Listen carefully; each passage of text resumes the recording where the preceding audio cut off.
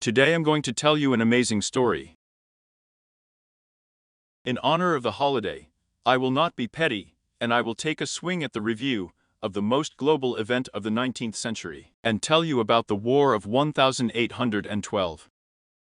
This significant event can be studied from different angles, starting with letters and other documents written in 1812, and ending with Napoleon's bed, simultaneously finding out what Alexander I did in Napoleon's bed. I sometimes envy reputable historians, because some of them have free access to archives that store documents from the early 19th century. It's probably good to take such a document in your hand, look at the lumen, determine the type of paper. Find the characteristic watermarks on this document. Conduct a chemical analysis of the paper, and after carrying out all these procedures, fully convinced of the authenticity of the document of the desired era, sit down to analyze the contents. It's a pity that ordinary mortals do not have access to closed archives. Oh well. None of this is really that important. If there is no access to the archives, you can go another way, more interesting. And to find out the truth about the War of the 12th year, by conducting a fairly simple investigation, without using the original documents of the early 19th century. According to historians, the War of 1812 is a truly global event that affected all of Europe and Russia. One can talk for a long time about the illogicality of Napoleon's actions. For example, why did he go to Moscow? After all, this is illogical. The Great Army had to go to St. Petersburg, because St. Petersburg is the capital of the empire. But no, Napoleon was not looking for easy ways, and therefore went to Moscow. Of course, here you can recall Muscovy Tartary. You can also see the Moscow Tartary on some maps. All this is certainly interesting and quite possible. Napoleon's troops, or rather the Great Army, marched on Moscow with one goal: to defeat the remnants of the old world, subjugate Moscow to St. Petersburg, and build a new world order and a new history that will no longer be Perm the Great and the Principality of Siberia, as well as a dozen other strange places that you can learn about only in Pushkin's fairy tales. So what the Great Army actually did in Muscovy, we will not analyze now. This topic is certainly interesting. It shows a very strange connection between Alexander I and Napoleon. It is of course more platonic, but, despite all the elevation, this connection did not interfere with business, and it is quite possible that Alexander the Great and Napoleon conducted a joint military operation against Muscovy. So, before analyzing this topic, I would like to draw your attention to this and think about a very simple question. Was there a boy? Was the War of 1812 a real event, where armies in white leggings marched on cannons firing buckshot? As I have already told you before, the War of 1812 is a complete regression in the tactics of warfare. Until the 19th century, troops around the world used chain mail and armor, and in the War of 1812, chain mail was replaced by white pantaloons. At the beginning of the 20th century, iron armor again returned to the fields of Srage. So, if you believe the historians, in 1812, the military art deteriorated sharply, and this war was not about defeating the enemy. In the 12th, everything was simple. We put on white trousers and go in orderly rows under the enemy's buckshot. Whoever has more people wins. So, if we put aside everything that was written later about this war, then we will see the complete illogicality of all events. And this illogic suggests a certain idea. Was this war in our past at all, or is it all the fantasies of historians of the late 19th century? Since I can't check it through the archives, let's check it with the help of other real artifacts of the early 19th century. And let's take for analysis such an irreplaceable thing for any soldier as a uniform. On the forum I cried, there is a wonderful selection of photos. You can see the full process of the Russian grenadier's attire. After putting on a linen shirt, long stockings are stretched, which are fixed with garters. Then, linen underpants are put on. Linen culottes are worn over long johns. At the back, The ends of the linen suspenders are fastened to the buttons on the belt of the culottes. Then a black linen tie and rough shoes are put on. Then a single-breasted vest is thrown on. Then, black cloth gaiters. Over the vest, a cloth uniform. According to the fashion of the 19th century, all uniform items were sewn narrow, exactly according to the figure, which looked good, but prevented free movement. Isn't it just amazing? The uniform was sewn exactly according to the figure, which, of course, prevented the grenadier from moving normally. You can read all the details yourself. Link under the video. But, in the end, we get such a handsome man in white pants.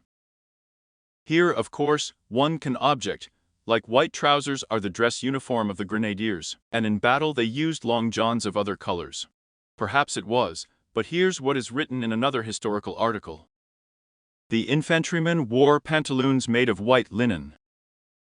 But all the officers wore gray cloth leggings during the campaign, and in cold weather overcoats with capes.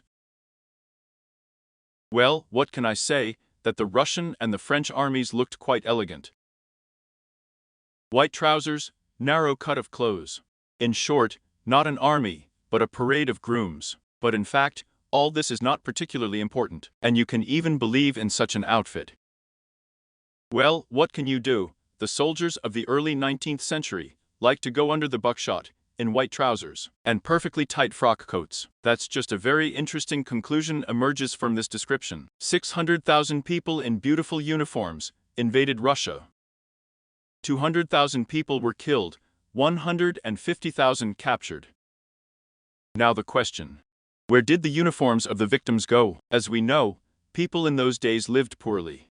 And of course, no one would have walked past a well-dressed body. It turns out that 200,000 sets of French uniforms were thrown into the Russian market. Well, that's what's strange. In the books and paintings of Russian writers and artists of the 19th century, you will not find any mention of the French form, that this uniform was worn by peasants or just poor people. 200,000 sets of uniforms simply disappeared in the 19th century, and even that could be believed. For example, the peasants decided to wear French jackets, but they simply demolished the white underpants. That's how he is. But here's what's weird. Military uniforms are not only long johns and a cloth uniform. These are also shakos, as well as leather satchels. Let's start with the satchels. They were both pure leather and fur.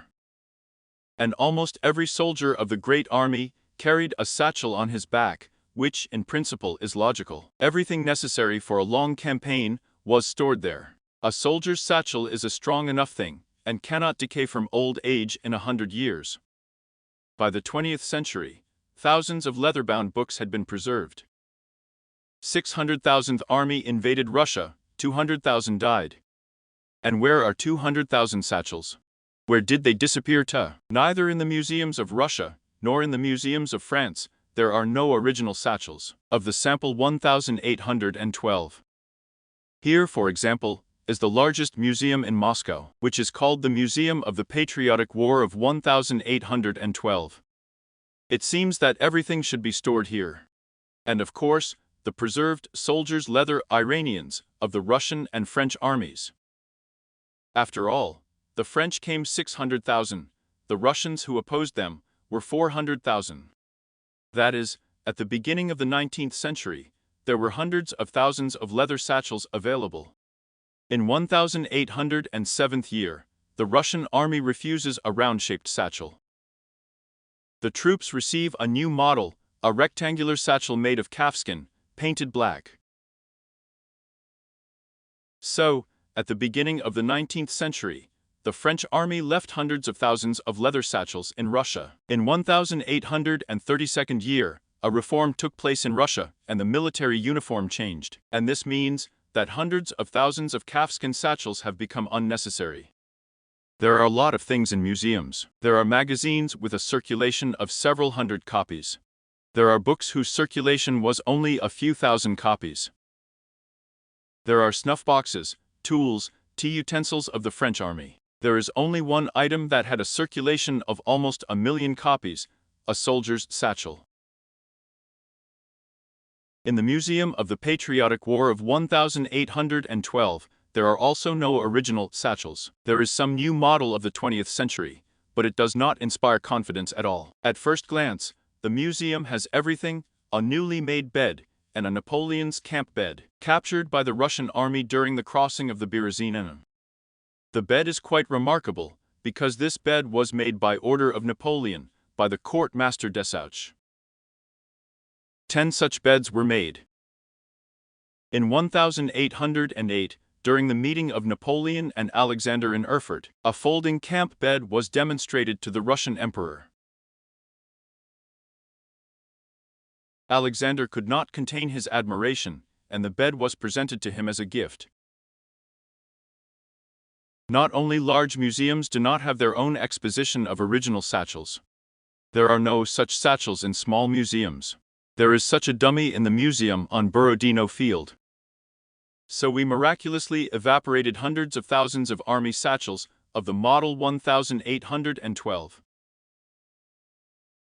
There are leather-bound books in museums, but for some reason, there is no item that was produced in hundreds of thousands of copies. But that's not all. There is a more interesting item that, unlike leather satchels, could not devour moths. And there was this object on a headdress called a shako. In 1806 year, a new model of the shako headdress appeared in the French army. It was made of leather and sheathed with black felt. Here is a rather cute hat, which was also adopted in the Russian army. Well, in general, with a shako, the story is the same as with an army satchel. Even in the museums of France, there are quite clumsy imitations. But here we are more interested in another item that was attached to the kiwi. An overlay or a sign on a kiwi. It usually looked like this in the Russian army and was made of copper. The French had such a sign. There were also such grenadines. They decorated the shako grenadier.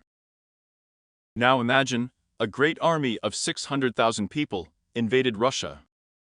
200,000 died, 150,000 were captured. This means that there should be hundreds of thousands of such signs left in Russia. There should be so many of them that they should meet in every falloristic collection. They should be in every village attic. What do you think? If there are a lot of such signs in Russia, how much can this sign cost? I repeat, according to historians, there should be hundreds of thousands of such signs in Russia at the beginning of the 19th century. I won't torment you. I found only one such sign on sale and asks for only 200,000 rubles for it.